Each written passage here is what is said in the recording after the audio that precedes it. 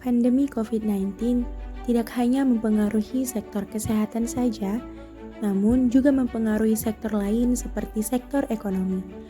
Lalu, bagaimana dampak dari pandemi COVID-19 terhadap perekonomian Indonesia dan apa yang sudah dipersiapkan oleh pemerintah Indonesia guna memulihkan kembali keadaan perekonomian Indonesia? Aku Nadia, mahasiswi semester 7, Program Studi Manajemen Fakultas Ekonomi Universitas Negeri Medan, akan mencoba membahas terkait dampak COVID-19 terhadap perekonomian Indonesia dan pemulihannya melalui KTT G20 dan bonus demografi. Yuk disimak videonya ya. 2020 menjadi tahun yang penuh harapan, wacana, dan juga rencana. Sampai tibalah wabah COVID-19 yang melanda peradaban dunia. COVID-19 pertama kali hadir di Wuhan, Tiongkok, Cina, dan menyebar ke seluruh negara di dunia, sehingga menginfeksi 20 juta jiwa dan 200.000 diantaranya merupakan penduduk Indonesia. Tidak hanya pada aspek kesehatan, pandemi juga memukul pada seluruh aspek seperti ekonomi dan juga sosial.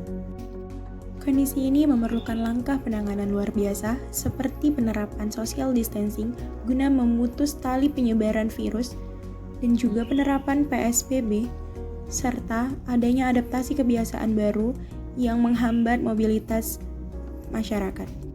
Perekonomian Indonesia mengalami pukulan berat dan pemerintah memprediksi pertumbuhan ekonomi Indonesia pada tahun 2020 hanya mencapai minus 1,7 sampai minus 0,6%. Hal ini menyebabkan angka kemiskinan dan pengangguran menjadi meningkat. Pada kuartal kedua tahun 2020 misalnya, Indonesia mengalami kontraksi sebesar minus 5,32% pada beberapa sektor, khususnya sektor yang memerlukan kontak langsung seperti perhotelan. Berikut dapat kita saksikan bersama cuplikan berita yang terjadi pada masa COVID-19 kemarin.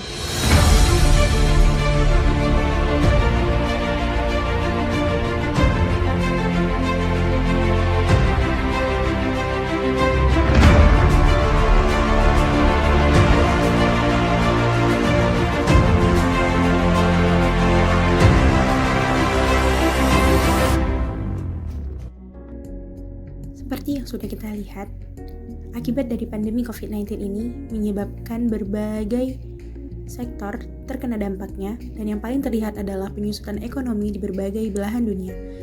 Mulai dari beberapa resto kecil yang kolab, kemudian para pekerja yang di PHK karena perusahaan yang bergerak di bidang transportasi dan juga wisata tidak sanggup untuk berlanjut. Masuk ke tahun ketiga pandemi, perlahan ekonomi dunia mulai mengalami pemulihan. Ini bisa dilihat dari berdenyutnya aktivitas ekonomi dan inflasi negara tersebut. Karena pemulihan itu, pemerintah dan Bank Sentral negara maju melakukan normalisasi kebijakan. Namun, memiliki efek limpahan ke negara berkembang yang belum pulih. Karenanya, untuk menciptakan harmonisasi normalisasi kebijakan dari berbagai negara, maka perlu ada pembicaraan terkait bagaimana jalan keluar atau exit strategi dalam menentukan pemulihan ekonomi global. Exit strategi merupakan rancangan sistematis dan terencana untuk menyesuaikan dukungan stimulus kebijakan pasca krisis menuju kenormalan baru atau normalisasi kebijakan yang dijalankan oleh pemerintah dan bank sentral seiring pulihnya kondisi perekonomian. Nah, dengan menerapkan exit strategi yang efektif, bisa menghindarkan terjadinya gangguan bagi pemulihan ekonomi di negara berkembang akibat terjadinya aliran modal ke negara yang telah pulih terlebih dahulu. Negara-negara yang telah bangkit ekonominya duluan bisa membantu pemulihan ekonomi negara yang sedang atau masih kesulitan lewat aktivitas perdagangan, penanganan krisis atau pembiayaan bangunan, dan aktivitas ekonomi lainnya. Jadi, nggak heran kalau exit strategi ini menjadi salah satu agenda prioritas di pelaksanaan G20 Indonesia 2022 untuk mengembalikan ekonomi dunia pulih bersama dan pulih lebih kuat. Dengan terpilihnya Indonesia sebagai tuan rumah KTT G20, Apa sih manfaatnya buat negara dan masyarakat Indonesia? Ternyata ada 4 aspek yang nguntungin banget nih buat masyarakatnya. Yang pertama, membahas isu Indonesia dalam G20. Salah satu isu Indonesia saat ini ialah terjadinya lonjakan harga bahan pangan. Nah, dalam KTT G20 ini, Indonesia bisa ngasih sudut pandang sebagai negara penyedia bahan pokok dan pengimpor. Harapannya, dengan adanya penyampaian kasus ini pada forum G20 dapat dituntaskan dan juga ini dapat menurunkan harga bahan pokok di Indonesia agar bisa lebih terjangkau oleh masyarakat. Yang kedua, menggerakkan sektor real dalam negeri. Melihat banyaknya UMKM dan penyerapan tenaga kerja dari berbagai sektor, dengan hadirnya puluhan ribu delegasi dari berbagai negara dan diberi souvenir dari produk asal UMKM Indonesia, ini bisa jadi ajang promosi dan juga showcase. Karena G20 berpotensi menciptakan 33.000 lapangan kerja baru dengan nilai konsumsi sebesar 1,7 triliun. Yang ketiga, meningkatnya wisatawan mancanegara. Dengan estimasi peningkatan dimulai dari 1,8 sampai 3,6 juta wisatawan. Dan yang keempat adalah naiknya kepercayaan investor pada Indonesia.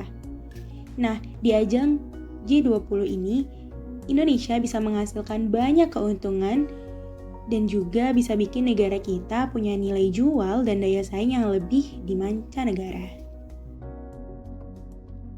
Bonus demografi adalah situasi di mana jumlah penduduk usia produktif yaitu 15-64 tahun lebih besar daripada jumlah penduduk usia non-produktif. Nah, bagaimana Indonesia memanfaatkan momen presidensi G20 untuk menghadapi bonus demografi?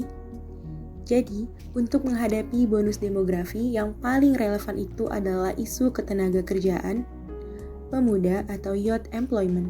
Karena pada track ini berbicara bagaimana kita bisa scaling development yang sesuai untuk para pemuda untuk menjawab tantangan pasar tenaga kerja di hari ini dan masa depan. Nah, bagaimana bisa Indonesia mempropos upskilling dan reskilling inisiatif yang relevan untuk mempersiapkan para pemuda? Karena tentunya pasar tenaga kerja itu akan banyak mengikuti transformasi dan juga inovasi yang terjadi seperti digitalisasi, globalisasi, dan sebagainya.